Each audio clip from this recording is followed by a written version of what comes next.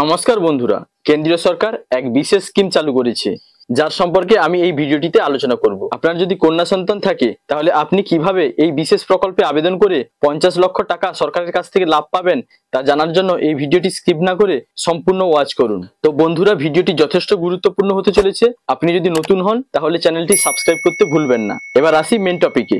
তো বন্ধুরা, প্রথমে এ সম্পর্কিত একটি প্রতিবেদনে কি বলা হয়েছে দেখুন। মেয়ের 21 বছর বয়স হলেই মিলবে প্রায় 50 লক্ষ টাকা। এলো দুর্দান্ত স্কিম। রাজ্য সরকার এবং কেন্দ্রীয় সরকার উভয়ই দেশের নাগরিকদের জন্য বিভিন্ন প্রকল্প চালাচ্ছে। কেন্দ্রীয় সরকারও বিভিন্ন বিভাগকে মাথায় রেখে বিভিন্ন সঞ্চয় ও বিনিয়োগের পরিকল্পনা চালাচ্ছে। এইভাবে বিশেষত কন্যাদের জন্য অসাধারণ পরিকল্পনাও রয়েছে। হ্যাঁ, আমরা সুকন্যা সমৃদ্ধি যোজনার কথা বলছি। সুকন্যা সমৃদ্ধি যোজনা SSY কেন্দ্রীয় সরকার দ্বারা পরিচালিত একটি বিনিয়োগ প্রকল্প। এই প্রকল্পের আওতায় মেয়েদের নামে খোলা অ্যাকাউন্টে 8.2% বাম্পার সুদের হার দেওয়া হয়। সুকন্যা সমৃদ্ধি যোজনার আওতায় 10 বছরের কম বয়সী যে কোনো মেয়ের জন্য একটি অ্যাকাউন্ট খোলা যেতে পারে।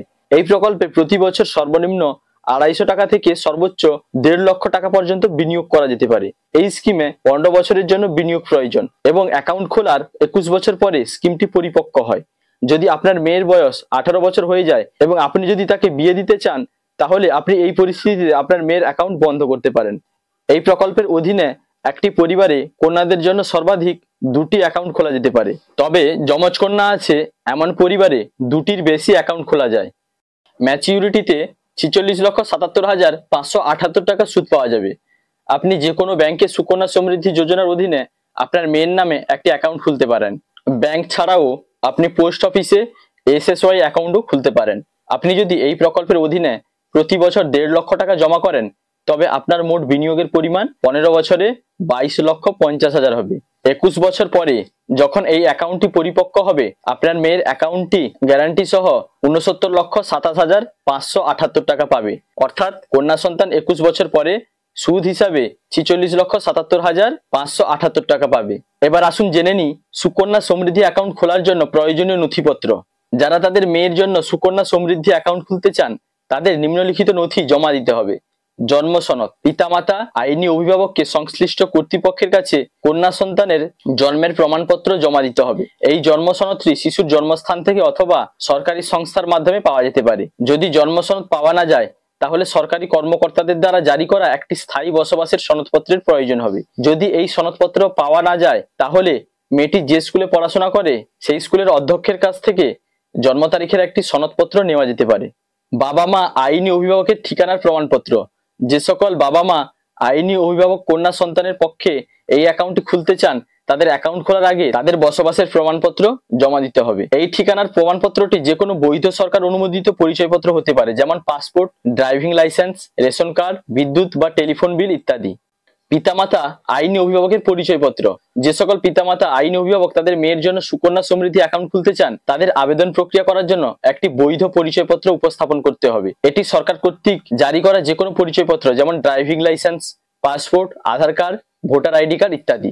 জন্ম শংসাপত্রে মেয়ে শিশুর সঠিক নাম থাকা গুরুত্বপূর্ণ, কারণ এই নথি তাকে মেয়াদ পূর্তির পরে টাকা তোলার যোগ্য করে তোলে এবং কিছু বিবরণে অসঙ্গতি ভবিষ্যতে বিলম্ব এবং জটিলতার সৃষ্টি করতে পারে। ব্যাংক কন্যা শিশুর বিবরণ সম্বলিত একটি পাসবুক জারি করবে। প্রতিবার জমা দেওয়ার সময় এই পাসবুকটি আপডেট করতে হবে এবং তোলার সময় এটি প্রয়োজনীয়। এবার দেখুন সুকন্যা সমৃদ্ধি প্রকল্প সম্পর্কে প্রায়শই জিজ্ঞাসিত প্রশ্নাবলী, মানে আপনাদের মনের মধ্যে যে সমস্ত প্রশ্নগুলি থাকতে পারে তাদের মধ্যে কয়েকটি আমি আলোচনা করছি।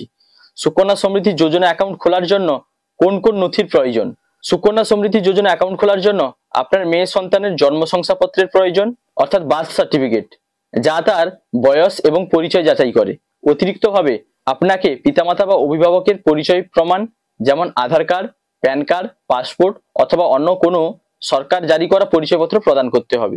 পিতামাতা বা অভিভাবকের ঠিকানা প্রমাণও প্রয়োজন, যা আধার কার্ড, ইউটিলিটি বিল, বিদ্যুৎ, জল বা গ্যাস, পাসপোর্ট অথবা ঠিকানা নিশ্চিত করে এমন যে কোনো নথি হতে পারে।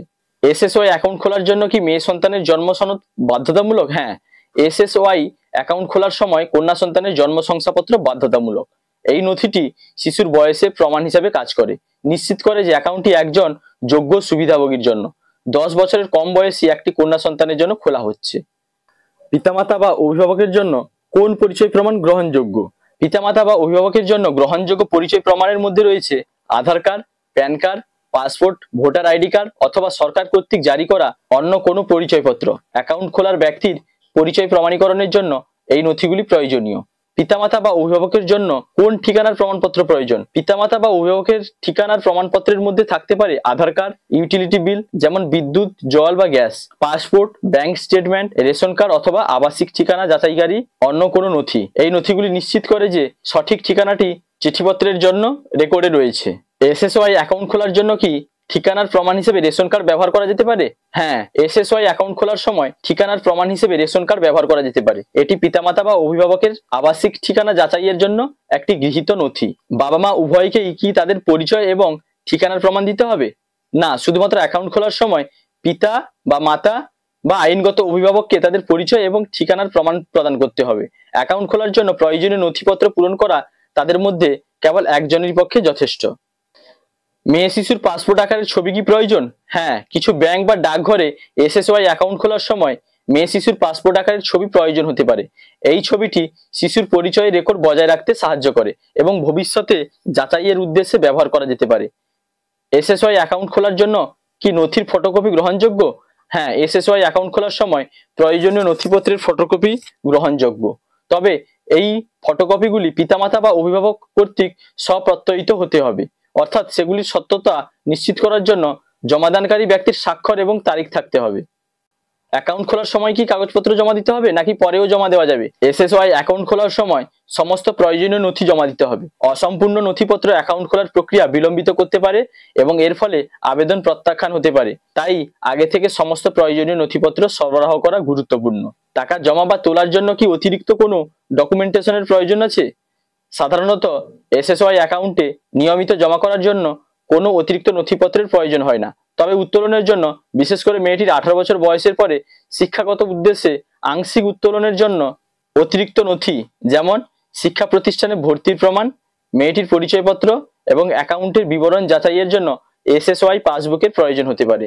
তো বন্ধুরা, আশা করি ভিডিওটির মাধ্যমে বুঝতে পারলেন এসএসওয়াই প্রকল্পের মাধ্যমে আপনারা কিভাবে সুবিধা পাবেন। এবার আসুন বলি আপনি কোথায় এটির জন্য আবেদন করবেন। এটি আবেদন করার জন্য সরকার থেকে নির্দিষ্ট করা যে কোনো ব্যাংকে অথবা পোস্ট অফিসে আপনি আবেদন করতে পারেন।